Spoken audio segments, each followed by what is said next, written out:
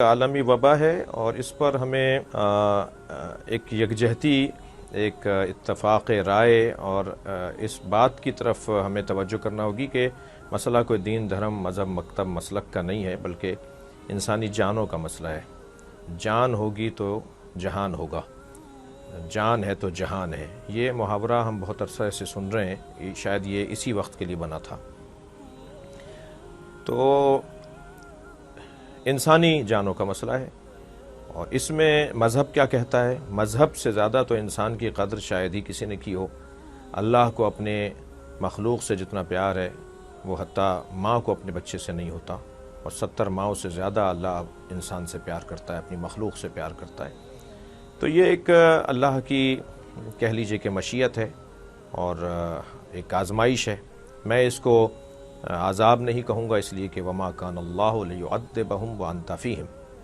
سورہ انفال میں اللہ ارشاد فرماتا ہے کہ اے مصطفیٰ، کیونکہ تم ان کے درمیان ہو اس لیے میں تمہاری امت پہ عذاب نازل نہیں کروں گا۔ امت مصطفیٰ پہ عذاب نہیں آ سکتا، اس لیے کہ سرکار کا وجود ہمارے درمیان ہے۔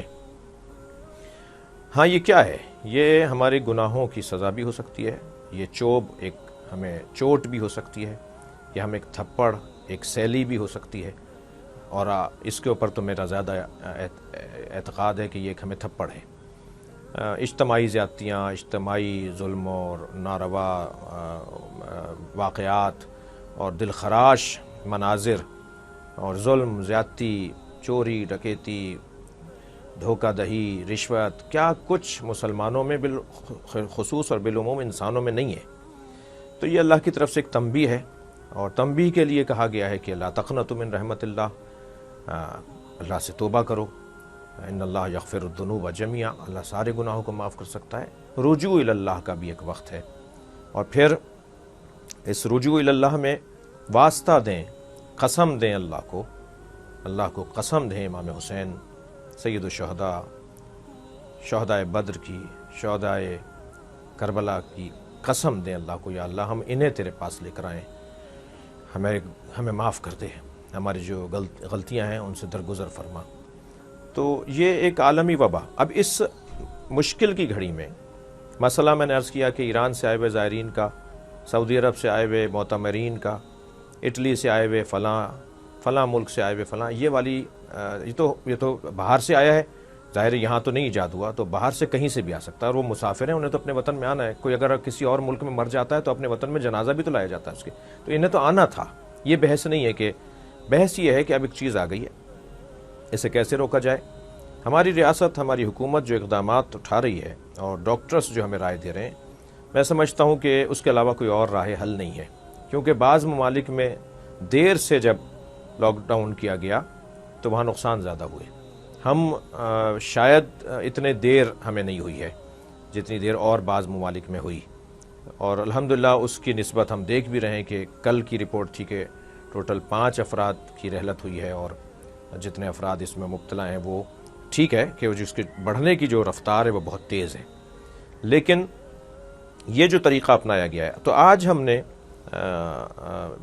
ایک فیصلہ لیا، اور اس فیصلے کو لینے میں ہمیں 2-3 دن لگے۔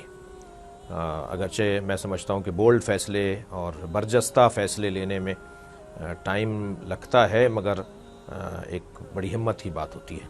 تو الحمدللہ میں نے پاکستان کے تمام اپنے اکابرین، اپنے قائدین، اپنی شخصیات سے ہم آہنگی کی، اور مراجع عظام، ہمارے جو مجتہدین ہیں، مراجع تقلید ہیں، ان کے فتاویٰ کو سامنے رکھا۔ تمام فقہائے امامیہ کا فتویٰ ہے کہ نماز جماعت، نماز جمعہ اور ہر طرح کا عقیدتی، مذہبی اور ذاتی اور خاندانی اور کسی طرح کا بھی اجتماع ممنوع ہے، اس کو روک دیا جائے اس کو۔ مسجدیں بند نہیں ہوں گی، اللہ کا گھر بند نہیں ہوگا، اس لیے کہ آپ کا گھر میرا گھر بند نہیں ہے، تو اللہ کا گھر کیوں بند ہو؟ امام بارگاہیں بند نہیں ہوں گی، درگاہیں بند نہیں ہوں گی، لیکن ان مقامات پر لوگ فرادہ عبادت، فرادہ توسل کریں، کیونکہ امام بارگاہیں توسل کی جگہ ہے، مساجد عبادت کی جگہ ہے، عبادت بھی توسل ہے، اور عبادت پروردگار حسن پا جاتی ہے کہ جب اس کے اندر نبی اور آل نبی پہ درود بھیجا جا رہا ہوتا ہے۔ صلوات تمام مسالک کے نزدیک درود سرکار اور سرکار کی آل پر تمام مسالک اور مکاتب کے نزدیک نماز کا حصہ ہے۔ تشہد میں ہم جب درود پڑھتے ہیں تو ایسا نہیں ہے کہ ہم اللہ کی عبادت کے ساتھ اللہ کے رسول اور اللہ کے رسول کے گھرانے کی تقدیر، تعظیم اور تجلیل بھی کر رہے ہوتے ہیں، وہ اللہ ہی کی عبادت ہوتی ہے۔ غرض آج یہ فیصلہ لیا حضرت علامہ مفتی محمد تقی عثمانی صاحب، حضرت علامہ مفتی منیب الرحمن صاحب اور ہم نے تینوں نے، اور شخصیات بھی تشریف فرما تھے، ہم نے ایک بیانیہ جاری کیا۔ البتہ فقہائے اہل سنت نے نماز جماعت اور نماز جمعہ کو روکنے کا نہیں کہا، ہم نے اسے روکنے کا اعلان کیا ہے کہ نماز جماعت بھی بند ہو جائے، رک جائے، اور نماز جمعہ بھی۔ وقتی بات ہے، عارضی بات ہے، انشاءاللہ جلدی یہ ماحول تبدیل ہوگا اور ہم دوبارہ سے اللہ کی عبادت اس انداز سے کریں گے جس انداز سے زیادہ بہتر ہے۔ اور یہ فیصلہ ہم نے فقہاء اور مراجع کے فتاویٰ کی روشنی میں لیا۔ اب مجھے کچھ اطلاعات اور کچھ دوستوں نے بتایا ہے کہ جامعۃ الازہر کے مفتیان دین نے بھی یہی فتویٰ دیا ہے جو فقہائے امامیہ نے فتویٰ دیا ہے، تو یہ بہت اچھی بات ہے، ہم قریب ہوتے جا رہے ہیں ایک دوسرے سے اتفاق رائے کے حوالے سے۔ تو یہ آج فیصلہ لیا ہے۔ میں آپ سب سے اپیل کروں گا، اہل سنت سے، جو ان کے فقہاء نے کہا ہے اس کے مطابق، کہ وہ کم سے کم مساجد میں گھر پہ فرادہ نماز پڑھیں، اور جو جماعت نہیں پڑھیں گے تو ان سے جو جماعت نہ پڑھنے کا جو ثواب ہے وہ ان سے نہیں چھینا جائے گا، اور ان کے لیے کوئی اللہ کے نزدیک تنبیہ نہیں ہوگی۔ یہ علماء اہل سنت کا نظریہ تھا، اور ہم نے بہت واضح طور پہ کہا کہ جماعت اور جمعے کو روک دیا جائے۔ یہ وقتی ہے، انشاءاللہ بہت جلد دوبارہ سے اسی انداز سے ہم عبادت الہیہ میں مصروف رہیں گے، اور عزاداری سید الشہداء میں، توسل میں، اہل بیت کے ساتھ جو ہمارا ایک عقیدتی تعلق ہے، ایک جذباتی تعلق ہے، وہ دوبارہ سے اس سے بہتر انداز سے ہوگا۔ اور کیا ایک شخص کتاب کھول کے اگر مرثیہ پڑھ لے اور اپنے معصوم امام کو یاد کر لے تو کیا وہ امام کی بارگاہ میں حاضری نہیں ہے؟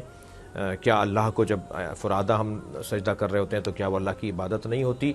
تو ہمیں تھوڑا سا اپنے احساسات اور جذبات پہ قابو اور کنٹرول رکھتے ہوئے دوسروں کی خاطر، میں ہوں گا تو نماز پڑھوں گا، میں زندہ رہوں گا تو عزاداری کروں گا، اور اپنے مولا تنہائی میں جو رابطہ ہوتا ہے نا اپنے اللہ سے اور اللہ کی بارگاہ میں اس کے اولیاء کے ذریعے سے، اس کا مزہ ہی کچھ اور ہے، اس کا ذائقہ ہی کچھ اور ہے۔ کبھی اس ذائقے کو بھی ہمیں لے کر دیکھنے کی ضرورت ہے۔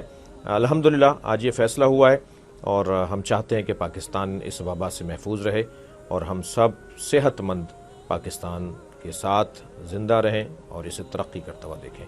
بہت بہت شکریہ۔